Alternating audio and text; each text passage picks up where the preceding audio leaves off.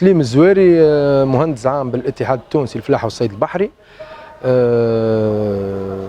الكونسيبسيون نتاع الشيء اللي تشوفوا فيه هو مخبر حي للزراعات المائية تحت بيت محمية موجودة في المقر نتاع الاتحاد الجهوي للفلاحة والصيد البحري بنابل.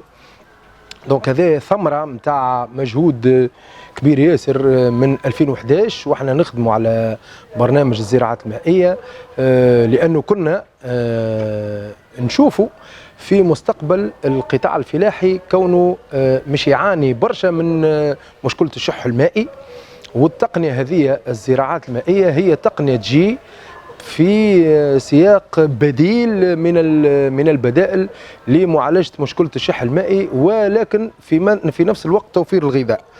إذا التجربة شافت النور، ما عندهاش برشا، عندها حكاية شهرين من زمان، موجودة في مقر الاتحاد الجهوي للفلاحة والصيد البحري. فيها زوز أنماط زراعية. الزراعة نتاع سكون ابل لو ان اف تي نوتريشنال فيلم تكنيك اللي هو تشوفوا فيه تويك هنا، وفما نوعية أخرى تو نحكيو فيها من بعد. دونك هذه هي عبارة على كمية من الماء موجودة في خزان مائي ورايا وذلوطة تحت القاع. دونك يدخل الماء من القنوات هذه، هذوما يتسموا دي توب سباجيتي. دونك يدخل الماء منهم عبر هذا القنال، والقنال موجودين فيه دونك النباتات نتاعنا. هذه كعيبة، وهذه 2، وهذه 3، وهذه 4. دونك هنا عندنا 7 قنوات يدخل الماء فيهم، يبدا ماشي بشويه بشويه، والنبته تقعد تاخذ في الاملاح المعدنيه نتاعها بشويه بشويه. كل ما المحاليل الغذائيه تمشي في وسط الحلاقم هذه، كل ما النبته تقعد تاخذ بشويه بشويه في الاملاح المعدنيه. ثم نعاودوا ريكوبيريو السوليسيون نتاعنا معناتها المحاليل الغذائيه عبر قنوات موجوده تحت الارض، ونعاودوا ريكوبيريو. دونك فما سيستيم دو 3 زير، هو لو ريموف، دونك الماء اللي اون تران ديتر ريسيركولي، دونك ريموف. ريسايكل il sera recyclé على خاطر النبات اللي تشوفوا فيه لهنا عبر هذه الجذور يقعد يمتص في الاملاح المعدنيه. اذا المحاليل الغذائيه كل ما النبته تمتص الاملاح المعدنيه كل ما تنقص هذه الاملاح من وسط المحاليل الغذائيه اللي قاعده هي تدور. دونك احنا اون لا ريسيكل، هذه كل نهارين 3 اون لا ريسيكل. ثم دونك قلنا ريموف ريسايكل و ريموف ريسايكل اند ريديوس. ريديوس هي هذه لا تروازيام اير. دونك لا الريديوس هي النقص في استعمال كميات الماء. احنا هنا نخدموا او نوفر الغذاء ب 23 إتر ماء فقط، في حين ان النبته هذه باش تعطينا كيلو خضره الفلاح العادي اللي يستعملها فوق الارض تحب له 430 إتر ماء. دونك من 430 إتر ماء باش نعملوا كيلو خضره عند الفلاحين العاديين في التربه نطيحوا لهنا الى 20 و 23 إتر ماء. دونك فما سو كون ابل اون ايكونومي دو تري امبورطونت. وهذايا علاش البرنامج نتاع الزراعه المائيه معناتها يندرج ضمن المنظومات الجديده اللي عندها قيمه مضافه كبيره ياسر، ولكن يلزم الوخيان الفلاحين معناتها تستثمر فيها لانها عندها مردوديه اكثر برشا من الاعتيادي.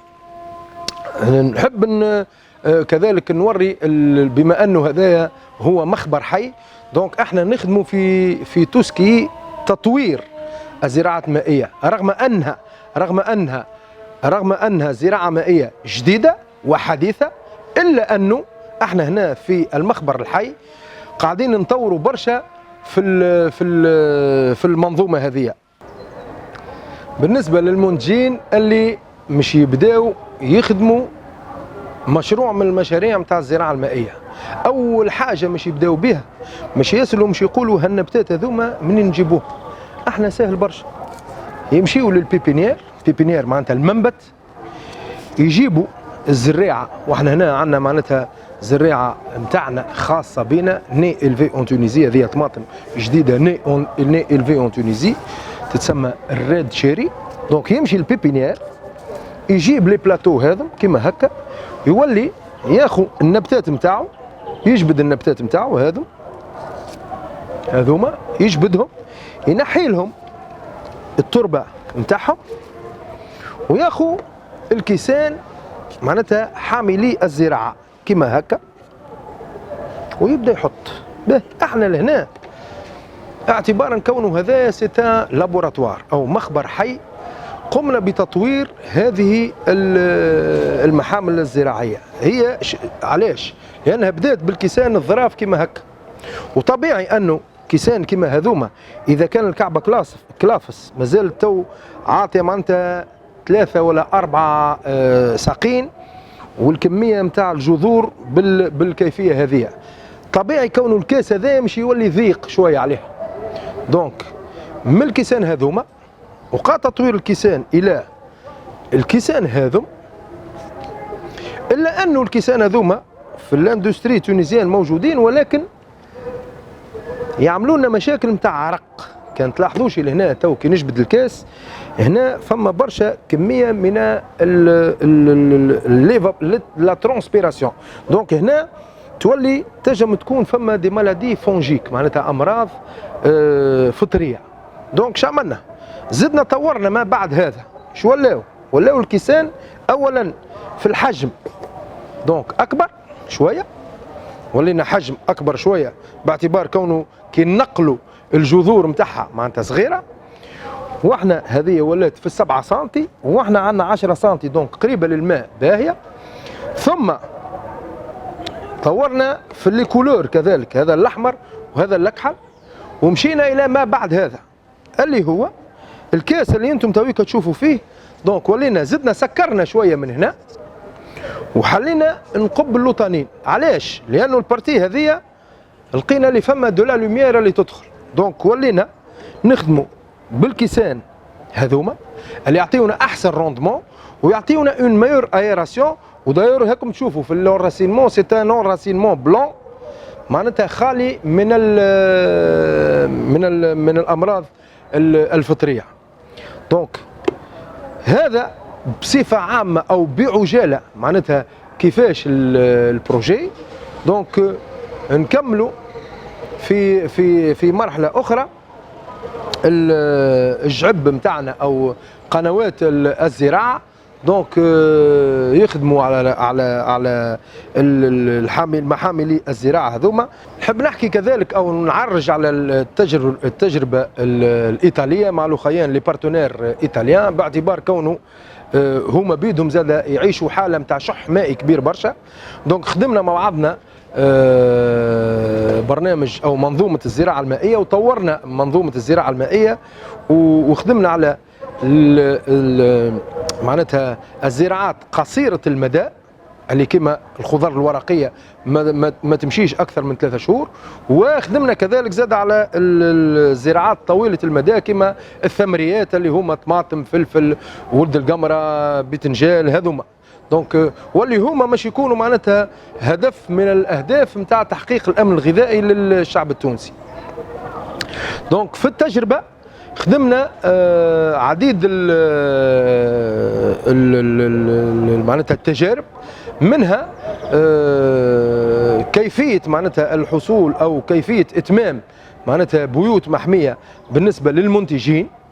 دونك قداش تتكلف ابوبري البيت، قداش لو سوي دو رونتابيليتي، معناتها ما نجموش نحكيو على منتوج كما هكا او تطوير منظومه نتاع زراعات مائيه من غير ما نقولوا قداش لو مينيموم دو روندمون.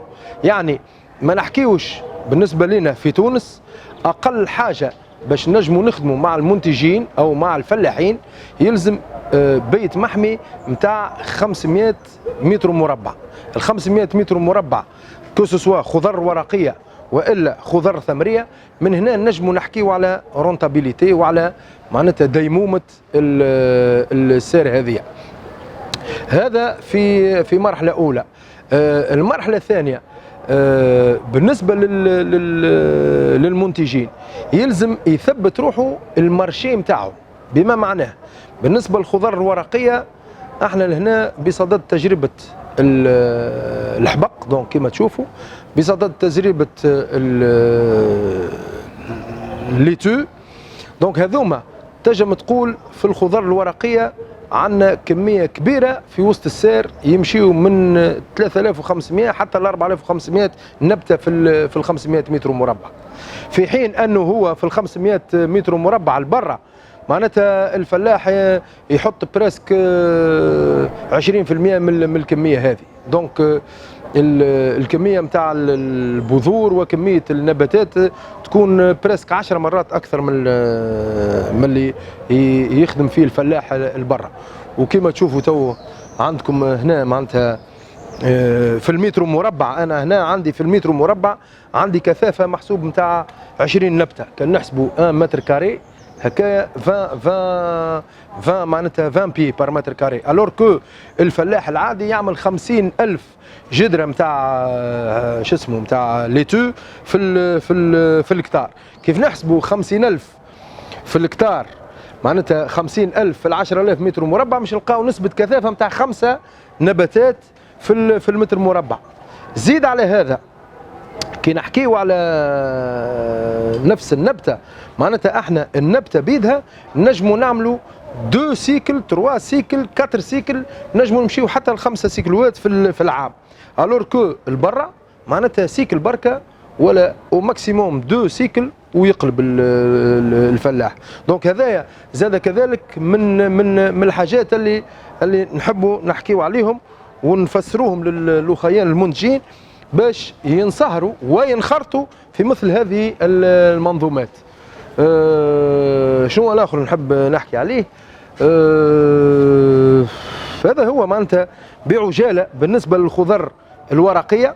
دونك الزراعات المائيه هذم هما لي بروتوتيب، ولكن ابار عندك المنتجين معناتها الفلاحيين اللي هما الفلاحه، نحبوا زاد كذلك نشجعوا الاخيان الشباب والا المتساكنين في وسط المدينه. تو مش نحكيو على فلاحه داخل المناطق الحضريه، دونك اون اغريكولتور اوربان بروبر وجاذبه لليد العامله الشبابيه. واحنا تويكا بطبيعتنا قاعدين نمروا بازمه كبيره ياسر في القطاع الفلاحي في اليد العامله.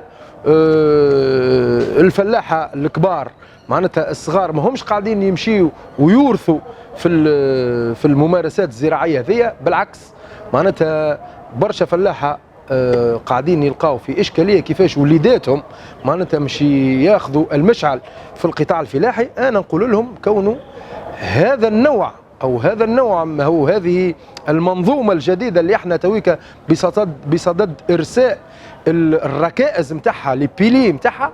دونك هذه جاذبه برشا للشباب، ونقول لهم بالعكس تو جاء الوقت اللي باش ينخرطوا في مثل هذه المنظومات لاستقطاب الفئه الشبابيه باش تولي هي بدها تخدم في القطاع الفلاحي، لانه هذا في حقيقه الامر يتسمى مصنع لصناعه الغذاء. والفلاح معناتها يجي نظيف عفيف، له في الصيف محروق بالشموسه، وله في الشتاء معناتها مغروق بالامطار. بالعكس هذا معناتها بلاصه مقبيه وامورها مريقله، عباره على معمل يصنع في الغذاء. والكلفه الكلفه لهنا الكلفه مكلفه شويه بارابور للفلاحه الاستثمار في الفلاحه العاديه، الا انه هنا نقولوا اللي الدولة ولا وكالة النهوض بالاستثمارات الفلاحية ولا وزارة الفلاحة تويكا قاعدين بصدد معناتها دراسة المنح اللي مخولة باش يعطيوها للفلاحين اللي مش تستثمروا في مثل هذه الزراعات.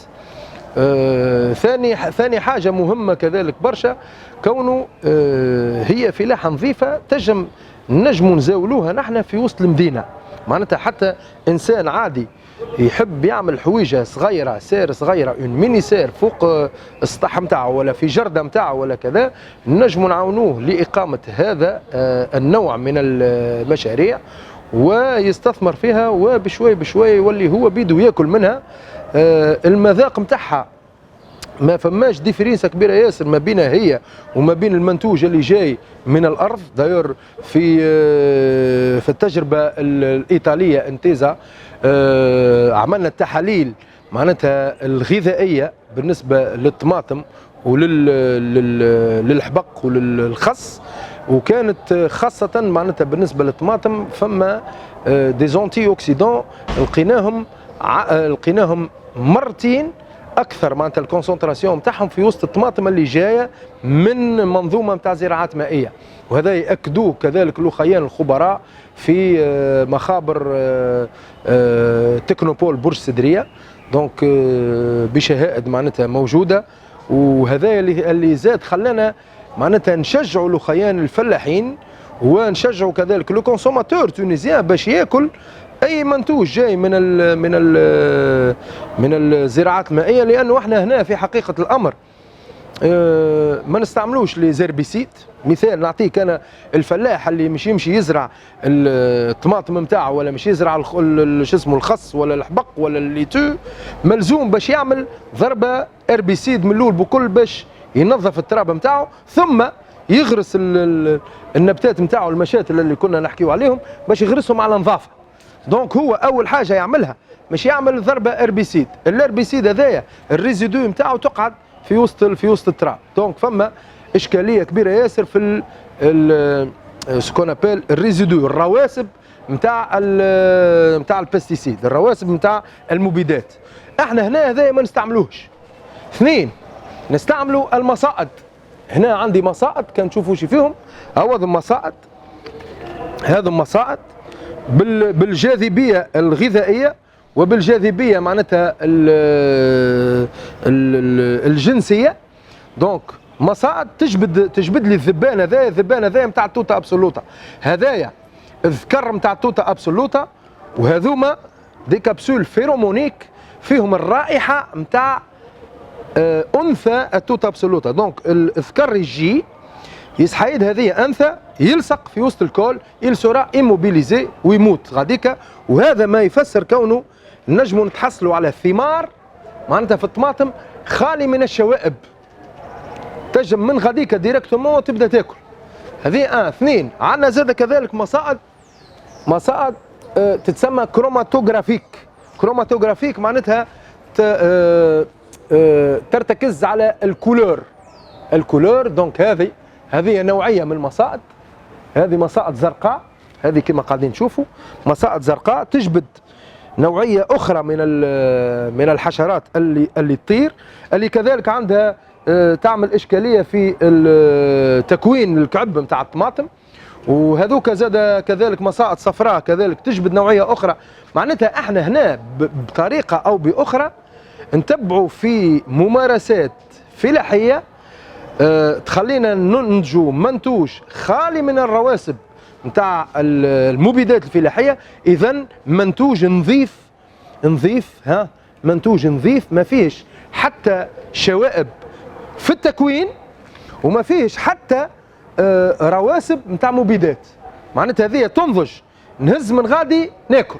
دونك احنا هنا نستعملوا مصائد تخول لنا باش نتحصلوا على انتاج خالي من رواسب المبيدات. نجم نقول بيولوجي، ولكن اللابيل نتاع البيولوجي تحتم علينا العلاقه بين النبته والارض والماء، اعتبارا كون الزراعه المائيه ما عندناش العلاقه ما بين التربه والماء والنبته. دونك هذاك علاش هكا هو فما، هذا علاش ما نسميوهاش بيولوجيه، ولكنها خاليه من رواسب المبيدات الفلاحيه ومنتوج نظيف 100%. المصائد هي مصائد بيولوجيه يستعملوها في كذلك الانتاج نتاع المنتوج البيولوجي. اذا احنا نستعملوا في الطرق نتاع الفلاحه البيولوجيه باش نوفروا انتاج نظيف وخالي من رواسب المبيدات الفلاحيه. بالنسبة للشباب اللي يحب ينخرط في منظومة الزراعات المائية، احنا في الاتحاد الجهوي للفلاحة والصيد البحري بنابل ننظموا دورات تكوينية كما قاعدين نشوفوا هنا. عندنا دورات تكوينية ينجموا يجيوا لخيان الشباب يقيد بحذانا، ثم احنا وقت اللي نلموا ان جروب نتاع ماكسيموم 15 بيرسون، خاطر التقنيه هذه لازمها شويه كونسونتراسيون، ما نجموش في 20 واحد ولا 30 واحد باش نعطيو لي زانفورماسيون هذوما الكل ونعطيو معناتها حاجه باهيه ويستوعبوها. كي يبداو النومبر برشا، كي يبدا النومبر برشا معناتها صعيب شويه باش يستنفعوا. دونك احنا ماكسيموم 15 شاب او شابه يجيو بحذانا، نكونوهم على يا اما نهارين يا اما 3 ايام، يا اما نهارين تيوريك ونهار براتيك، والا نهار تيوريك ونهار براتيك. احنا شنو هي الوضعيه نتاع اللابوراتوار نتاعنا؟ كان في اول الزراعه او نعملوا 3 ايام، واذا كان في وسط الزراعه كيما تويك هكايا معناتها نعملوا نهار تيوريك ونهار براتيك. بطبيعه الحال تتخلل هذه الايام التكوينيه زياره او زيارتين ميدانيتين الفيرمات كوميرسيال بحذانا لهنا، اللي هما زاد تنجم تقول تحت مراقبه الاتحاد الجهوي للفلاحه والصيد البحري بنابل. التكوين ماهوش مجاني، التكوين بالفلوس. لماذا؟ لانه احنا اللابوراتوار هذايا باش نجموا نخدموا على ديمومته وعلى لي زيكسبيريونس نتاعنا، دونك قاعدين نخدموا نمولوا في هالتجارب هذه ونشوفوا معناتها احدث التقنيات نعلموها للخيان، نجيبوا حتى دي لوب بور فوار الحشرات النافعه اللي نسيبوهم لهنا. دونك معناتها فما استثمار في التكوين هذاك، علاش بالفلوس. القيمه نتاعو تمشي من 350 دينار حتى ل 500 دينار. انت والسيسيون، انت والنوعيه نتاع الفورماسيون، وانت واش فما معناتها في الكوريكولوم نتاع الفورماسيون. دونك هذا بعجاله. وبطبيعه الحال اللي مش يجي يتكون لهنا سوف لا يقتصر على التكوين في الزراعات المائيه على القنوات الزراعه المعتاده اللي نعرفوها واللي هي متداوله حتى في الشبكات التواصل الاجتماعي، وانما مش نعلموه كذلك حتى في قنوات الزراعه اللي في الاغريبونيك. تو هذايا ليدغوبوني، ولكن احنا نخدموا حتى على التطوير نتاع الاغريبونيك اللي هو بطبيعه الحال يخول لنا لانتاج الثمريات. كما تشوفوا هنا الطماطم، وانو عندنا معناتها دي تومات اون كولتور بالثمره نتاعها كان تشوفوا لهنا. وهذوما انواع نتاع تومات سوريز. هذه التومات سوريز الريد شيري لهنا، هذه نوعيه اخرى اسمها الداتيرينو يلو. الداتيرينو يلو معناتها جايه من الدات، جايه كيما الدقله. دونك تشوفوا لهنا هذه بالطول مستطوله، دونك الكعبه مستطوله، هاوني كعبه مستطوله، هاوني كعبه مستطوله. دونك تولي هذه نوعيه اخرى نتاع طماطم طويله ومذاقها معناتها ممتاز للغايه، اون ديري تاكل في كعبه دقله. والتقنيه نتاعها نتاع انتاجها ماهيش التقنيه نتاع الزراعه المائيه المعتاده اللي نعرفوها، هذه زراعه هوائيه. هنا النبته موجوده في الهواء، لا تمس الماء ولا يمسها الماء. الماء يمشي لها سو فورم دو فابور، دونك عباره على ضباب، ولكن الضباب او المحلول الغذائي موجود في وسط الضباب هذايا. بشويه بشويه كل ما هي تكبر كل ما احنا نعطيوها الغذاء المناسب نتاعها. وداير حتى نوعيه الزبيره، احنا نقولوا نوعيه الزبيره شنو هي؟ مش نوريكم انا الزبيره المعتاده اللي معروف عند الفلاحه الكل، هي زبيره تتخدم على عرش برك، عريشه بركه، معناتها الطماطم تمشي على عرش بركه لهنا هكا، يوصل فيه الفلاح بالنسبة للي يتعامل مع الفلاح اللي يتعامل مع الزراعة في التربة يوصل إلى عرشة بركة فيها 7 بوكيات، 7 معناتها بوكيات نتاع نوار. هنا نخدموا دونك على زوز تقنية أخرى اللي هي تقنية اون بويسون. دونك هنا عندي عرشة على اليمين وعرشة على اليسار. دونك كل عرشة نوصل فيها حتى ال10 بوكيات. إذا في المقارنة متاعي مقارنة بالفلاح العادي اللي يمارس الزراعة في التربة، الفلاح الزراعة العادية يخدم على عرشة بركة فيها 7 بوكيات كما لهنا أو قاعدين نشوفوا لهنا. دونك عندي دونك بوكي 2 3 4 5 6 وهذا السابع. هذا ما نحكيش اش نحيت أنا من هنا، نحيت خاطر أنا من اللوطة لهنا ديجا نحيت. دونك هذه هي بيدها مش نحكيو عليها لنا، اما ما عادش على عرشه برك، باش نوليو نحكيو على زوز عرشات وتتسمى اون بويسون باش نوريو الكميه معناتها المهوله نتاع لوراسينمون نتاعنا. دونك مش نشوفوا مع بعضنا كيفاش النجموا لهنا يعطينا يعطينا النوعيه نتاع لوراسينمون نتاعنا. نحب نعرش على كونه هنا النجم نعمل في كل عرشة دونك 10 بوكيات. قلنا احنا الفلاح المعتاد يعمل في 7 بوكيات في العرشة طماطم اللي يزرعها في التراب. هنا نجموا نعملوا 10 على اليمين و10 على اليسار، دونك 20 بوكي بار بلان. وباش نعطيو باش نوريو للخيال معناتها لا كاليتي دي راسين اي لا كونتيتي دي راسين. دونك هنا هذه جذور انا ما عادش نجم نرجعها. ها شوف شوف شوف شوف شوف شوف شوف الكميه نتاع الراسين اللي ولات موجوده. هذه ما تنجمش تتزرع في حاملي زراعه معناتها صغيره. دونك وهذه قاعده تمشي وتزيد، هذه قاعده تمشي وتزيد. دونك كل ما انا النبته تعطيني ثمره كما هكا كل ما هي تزيد في كميه لي راسين نتاعها.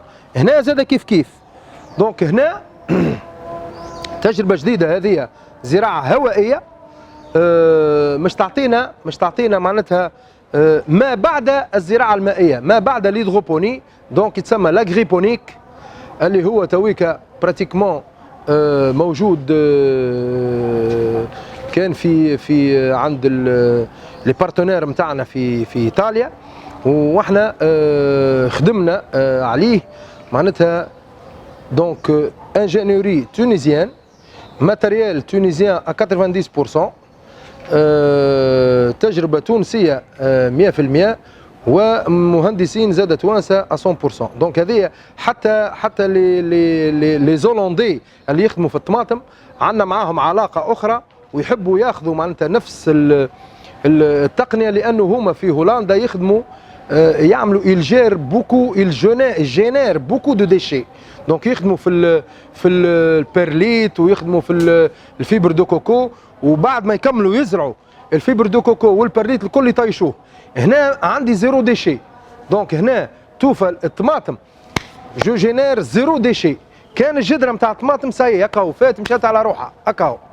بار كونتر في التكنولوجي الاخرين كوسوسوا عند التلان ولا عند الهولنديين يخدموا بالديشي نتاع الزراعات نتاع الثمريه هذه بالبرليت ولا بالفيبر دو كوكو. دونك هذاك الكل يطيش، وكل ما هذاك الكل يطيش كل ما لومبرانت كربون تزيد. دونك هنا احنا لنا عندي امبرانت كربون طايحه برشا. هذاك علاش نشجعوا الاخوان الفلاحين للاستثمار في مثل هذه التجارب الجديده اللي تعطينا بطبيعه الحال تعطينا الثمار معناتها. وهاكم قاعدين تشوفوا هنا ثمار من نوعيه معناتها طيبه للغايه وجيده للغايه. نرجع لكميه الماء اللي نستعملوها في الزراعه في نوعيه الزراعه هذه او لاغريبونيك. اذا كان في الزراعه المائيه نعمل نسبه اقتصاد نتاع 80%، هنا نعمل نسبه اقتصاد نتاع 93 حتى ل 95% من الماء. بما معناه هي في العاده معناتها الفلاح وقت اللي يسقي عنده 10% من كميه الماء اللي يسقي بها تاخذها النبته. ال 90% او 80% الكل يمشي هباء منثورا. هنا الكميه نتاع الماء اللي نستعملوها تقعد هي بيدها اللي اون ريسيركولاسيون فيرمي، وكذلك ريسيكلي، وان ميم طون كل ما تدور كل ما النبته تاخذ احتياجاتها. معناتها انا لهنا تنجم تقول نستعمل في الماء بالضبط اللي حاجتي به اللي هو قاعده تستعمل فيه النبته. بطبيعه الحال نزيدها المحاليل الغذائيه، ولكن كذلك نجم ننتج منتوج نظيف وخالي من الرواسب، ولكن 3 مرات قد اللي ينتجوا الفلاح العادي. والكاليتي نتاعو كما قلت لكم معناتها باللي زاناليز مع مخابر تكنوبول برج سدريه عندي حتى الدوبل في بعض شو اسمهم لي زونتي اوكسيدون، الدوبل نتاع لي فالور اللي موجوده. بالنسبه للمحاليل الغذائيه، يقول قائل انا كيفاش الكعبه طماطم وصلت معناتها تو هكا وفيها هذا من الكعب من هنا وهذه عندي كعب من هنا، كيفاش؟ المحاليل الغذائيه نجموا نخدموهم للخيان اللي يحبوا يستثمروا في مثل هذه المشاريع. تو سامبلومون احنا عندنا نخدموا معناتها لي سوليسيون هنا، نخلطوهم نحضروهم ونعطيو للخيان الفلاحه معناتها دي سوليسيون حاضرين، سوليسيون A وسوليسيون B، ولكن نعطيهم قداش المقادير اللي يستعملوهم حسب الطونك نتاعهم. احنا تو عندنا الطونك نتاعنا هذا تحت القاع، دونك حسب الطونك نتاعهم هما كانوا 1000 متر، كانوا 1000 متر كوب، كانوا 1000 لتر معناتها 1 متر كوب، كانوا 2 متر كوب، كانوا 3 متر كوب.